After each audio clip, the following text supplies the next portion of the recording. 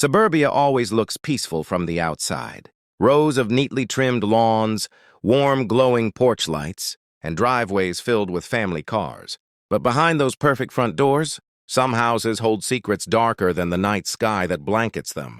This story comes from a quiet little neighborhood in Ohio, a place where everything looked so normal. It was almost unnerving.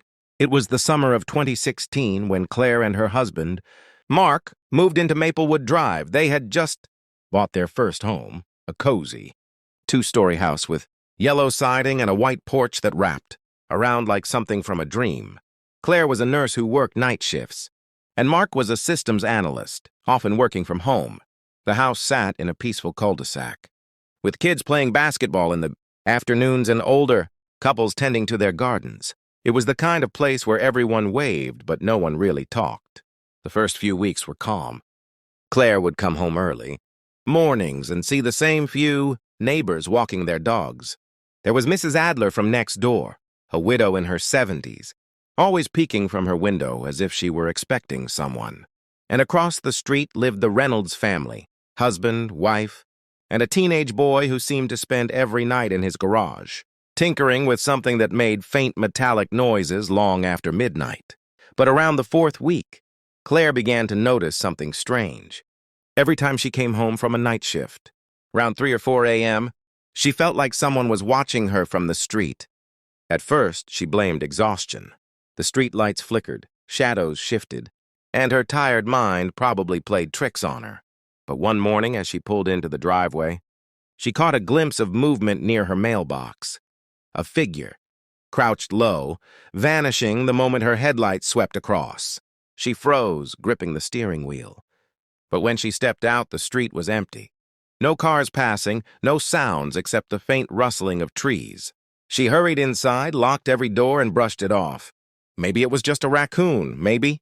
2 nights later, the doorbell rang at 2:47 a.m. Mark was asleep upstairs. Claire, half awake and still in her scrubs, checked the front camera on her phone, but the feed was black. The porch light, which always stayed on, was off. She frowned and crept to the window beside the door. Her heart stopped when she saw a faint outline. A man standing motionless at the edge of the porch, face obscured by darkness. "Who's there?" she called, her voice trembling. The figure didn't move. Then slowly it stepped forward, and the porch light flickered back on. But there was no one there, just the empty steps and the faint echo of retreating footsteps. Mark didn't believe her at first. He checked the footage the next morning, but the camera had cut off exactly at 2:47 a.m., the same moment she'd seen the man. Probably a power surge, he said, or some neighborhood kid messing around. But Claire knew it wasn't that, because when she stepped outside that morning, she found something chilling near the door. A small, dirt-caked toy soldier standing upright on the welcome mat. That evening, she showed it to Mrs. Adler, the elderly neighbor who always watched from her window. The old woman's face went pale. "You should throw that away," she whispered, "and keep your curtains closed after dark." When Claire asked why, Mrs. Adler shook her head. "Because he watches the ones who look back." The next few nights, Claire did exactly that. Closed every curtain tight, locked every door. But the noises began anyway. Scratching along the back door, footsteps on the gravel driveway. Once she even heard the faint click of the doorknob turning at 3 a.m. She rushed downstairs with her phone's flashlight. But again, nothing. Mark finally installed new cameras, motion sensors, and even a floodlight that lit up the entire yard if anything moved. For 2 nights, it worked fine. But on the 3rd night, every sensor in the house went off simultaneously. The lights blazed white across the lawn, and Mark ran out shouting, only to find the toy soldier again, standing perfectly centered in the driveway. That was the breaking point. They called the police, who searched the area but found nothing. "Could be a prank," the officer said. "We'll keep a patrol car nearby tonight." But as the officer was leaving, Mrs. Adler came outside trembling. She told the officer something that made his face change. "It's happening again," she said, just like before. Later that night, Mark couldn't sleep. He sat in the living room watching the camera feeds while Claire dozed off upstairs. Around 3:12 a.m., he saw movement near the porch. the shadow of a man crawling slowly up the steps on all fours. Mark froze, staring at the screen, and then the figure turned its head directly toward the camera. The face was pale, stretched unnaturally wide like skin pulled too tight over bone. The mouth opened in a silent scream. The feed went black. Mark ran upstairs shouting Claire's name, but she was gone. The bedroom window was open. He searched the entire house, calling her phone, checking the street, but all he found was a trail of small footprints in the dirt beneath the window, leading toward Mrs. Adler's house. When police arrived, the old woman was gone too. Her house stood dark, empty, and cold. In her backyard, they found a dozen small toy soldiers arranged in a perfect circle facing inward. Claire was never found. Mark moved away within the month, leaving everything behind. The house was sold again a year later, this time to a young couple with a baby on the way. They never knew the story. But if you walk down Maplewood Drive today, you'll notice something strange. Every single house keeps its curtains shut tight after dark, and no one, not even the mailman, goes near that yellow house once the porch light flickers on. Because in suburbia, the monsters don't always hide in the woods. Sometimes, they live right across the street, watching, waiting. Suburbs are strange places. They promise peace, but silence can sometimes be the loudest scream of all. The second story comes from a quiet town in Pennsylvania, where rows of identical homes lined the streets like cloned dreams. Everyone smiled, everyone waved, and yet nobody really knew each other. At least that's what Rachel thought when she moved into her new home on Cherry Hill Lane. Rachel was 32, recently divorced and looking for a fresh start. She loved the quiet, the birds, the distance from the chaos of the city, the idea that in a neighborhood like this, nothing bad could happen. But she would soon learn that sometimes quiet places have the loudest ghosts.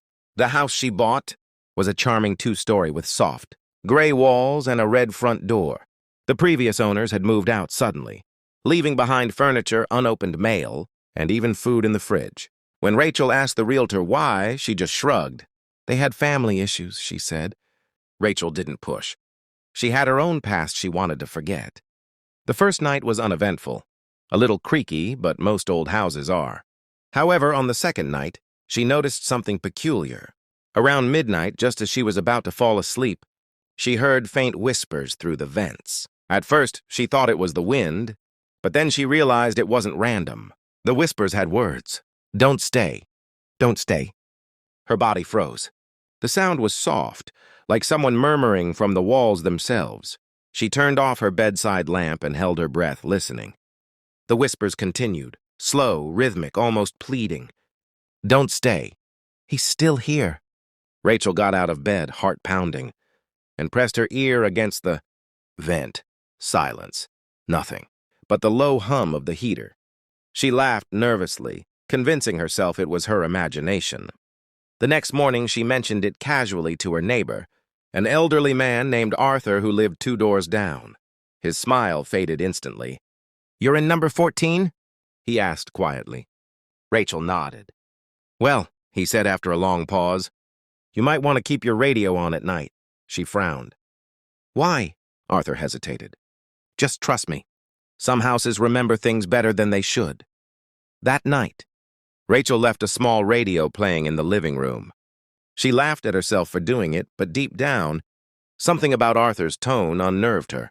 Around 2 a.m., she woke up to static. The radio had cut off. From the hallway, she could hear faint whispers again. Only this time, they were louder.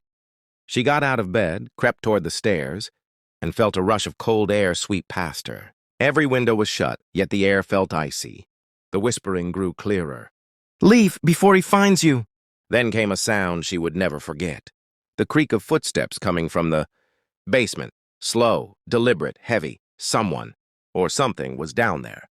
Rachel grabbed her phone and turned on the flashlight. As she reached the basement door, she noticed something strange. There were fingernail scratches along the edge of the wood, as if someone had been clawing to get out. The whispers were louder now, almost panicked. He's here. He's coming. Rachel's flashlight flickered. She pushed the door open, shining the beam down the stairs.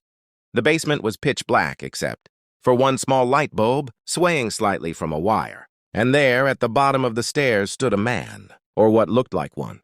He was facing the corner motionless, shoulders twitching slightly as if he were laughing silently. His skin was gray and his clothes hung loose, soaked with something dark. Rachel froze. Her breath caught in her throat. The figure turned slightly, revealing half a face, hollow eyes, a twisted mouth, and a voice that rasped. "You shouldn't have stayed!" Rachel screamed and ran, slamming the basement door behind her. She locked it, grabbed her keys, and fled the house barefoot into the street. She didn't stop running until she reached Arthur's porch. The old man let her in immediately, as if he'd been expecting it. He sat her down and poured her water, his hands shaking slightly. "You saw him, didn't you?" he asked. "The man in the basement?" Rachel nodded, still trembling. Arthur sighed. "They used to call that place the Whisper House. Family.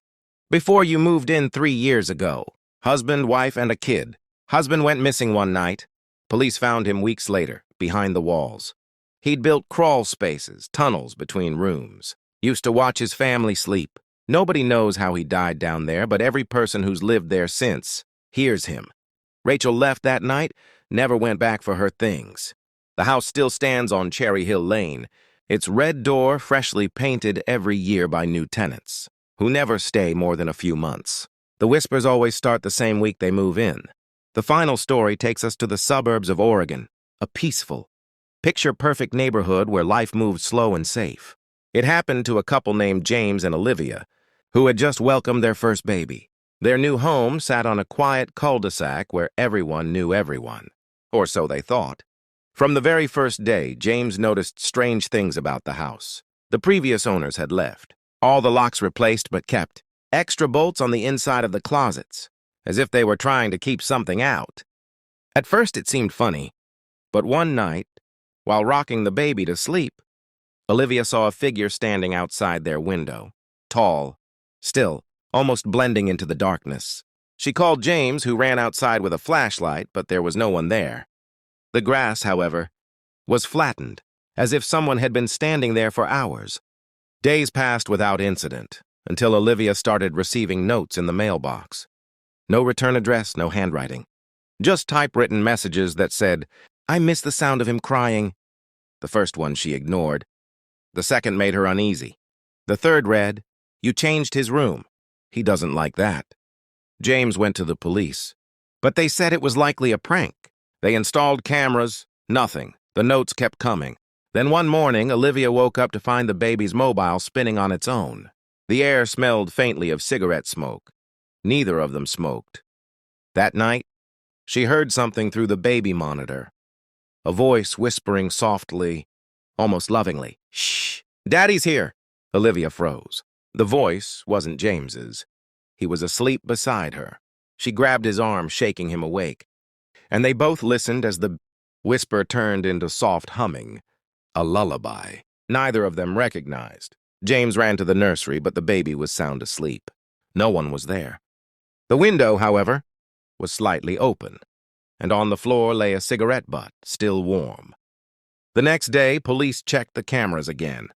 The outside feeds were clean, but one interior camera, the one aimed at the nursery, had been turned to face the wall. When the technician tried to rewind the footage, the screen filled with static, and for half a second, a shadow appeared, tall, hunched, moving across the crib. They moved out that same week. The detective later revealed something chilling. The previous owner, a man named Peter Wells, had lost his infant son 20 years ago.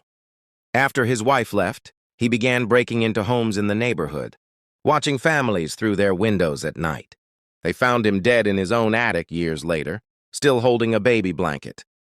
The notes Olivia received were typed on the same vintage typewriter, found in that attic. The new owners painted the nursery blue and sealed the windows shut. But neighbors still swear they sometimes hear a man humming a lullaby late at night when the wind passes through the street. In every suburb, there's a story that people whisper but never write down. A house people pass by without looking too long. A sound they pretend not to hear. Evil doesn't always scream. Sometimes it hums softly from the vent, or stands motionless in the dark, waiting for the porch light to flicker off. So, the next time you walk down a quiet neighborhood street and see all those glowing windows, remember behind one of them Someone might be watching, someone who never left. Someone who still whispers your name when the night gets too still.